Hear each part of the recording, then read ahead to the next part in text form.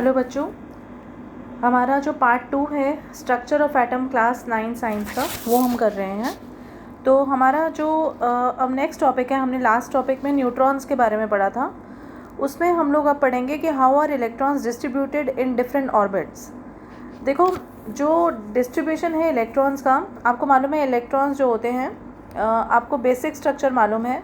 ये न्यूक्लियस है, न्यूक्लियस में प्रोटॉन्स होते हैं और न्यूट्रॉन्स होते हैं, और इलेक्ट्रॉन्स जो होते हैं चारों तरफ शेल्स में रिवॉल्व कर रहे होते हैं। ठीक है, तो following rules are followed for writing the number of electrons in different energy levels और शेल्स। और जितने भी इलेक्ट्रॉन्स की फिलिंग होती है वो शेल्स में होती है। ठीक है, और वो कैसे होती है, वो एक फॉर्मूला होता है 2n², उसके हिसाब से होती है। जैसे कि अगर आपका n 1 है, मतलब जो फर्स्ट शेल है, तो उसमें इलेक्ट्रॉन्स आ जाएंगे 2n² के हिसाब से। 2 × 1² = 2। ठीक है, अगर यही n है जो हमारा यही अगर n हमारा 2 है, मतलब सेकेंड शेल है, तो 2 × 2² कितना आ जाएगा 8। फिर 2 × 3² अगर n 3 है तो ये आ जाएंगे 18। फिर उसके बाद 2 × 4² आ जाएगा 32। तो ये हमारा फॉर्मूला लगता है जो फर्स्ट हमारी होती है, जिसमें n = 1 होता है और 2 इलेक्ट्रॉन्स की फिलिंग होती है। तो वो हमारी होती है K शेल। उसके बाद 2 के बाद जो 8 वाली होती है वो होती है L शेल, फिर होती है M शेल, और ये होती है N शेल। तो सबसे पहले K शेल की फिलिंग होती है, उसके बाद L की, फिर M की, और फिर N की। और maximum number of electrons that can be accommodated in the outer most orbit is 8। आपको मालूम है मैक्सिमम नंबर ऑफ इलेक्ट्रॉन्स जो आउटर मोस्ट ऑर्बिट में आ सकते हैं वो कितने आ सकते हैं, 8 आ सकते हैं। उसके बाद ये है electrons are not accommodated in a given shell unless the inner shells are filled. मतलब जो फिलिंग होगी वो पहले इनर शेल्स की होगी।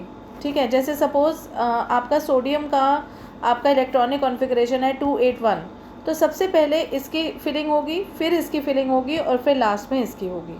ठीक है, तो this is how the filling of the electrons take place in the different shells of an atom. ठीक है, अब हमारा जो नेक्स्ट टॉपिक है वो है वैलेंसी।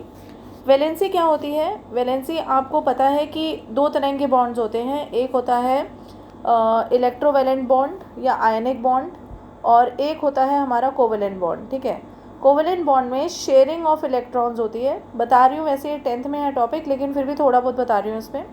और आयनिक बॉन्ड वो होते हैं जिसमें या तो लॉस ऑफ इलेक्ट्रॉन्स होता है या फिर गेन ऑफ इलेक्ट्रॉन्स होता है। अगर लॉस ऑफ इलेक्ट्रॉन्स होता है तो उसको हम इलेक्ट्रोपॉजिटिव कहते हैं या कैटायन बनाता है वो।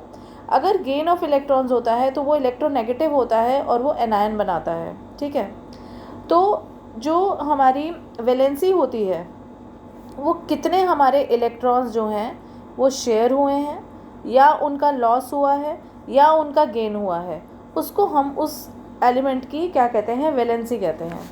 अब यहाँ पर आपको ये टेबल दिया गया है, ये वाला। इसमें आपको सब बताए हुए हैं, हाइड्रोजन से लेकर आर्गन तक, कि इनका सिंबल क्या है, एटॉमिक नंबर क्या है। ये मैं आपको क्लास में ऑलरेडी बहुत बार करवा चुकी हूँ। और अगर हमें एटॉमिक नंबर पता है तो ऑब्वियसली हमारे number of protons atomic number के बराबर होंगे। ठीक है, उतने ही हमारे इलेक्ट्रॉन्स होंगे।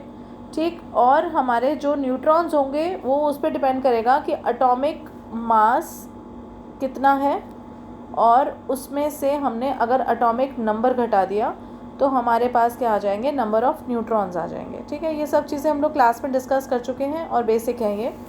और इलेक्ट्रॉनिक कॉन्फ़िगरेशन के बारे में मैंने आपको बता ही दिया कि कैसे फिलिंग होती है, एक शेल में, उसके बाद नेक्स्ट में, और फिर उसके बाद नेक्स्ट में। ठीक है, तो ये आप एक बार पढ़ लीजिएगा।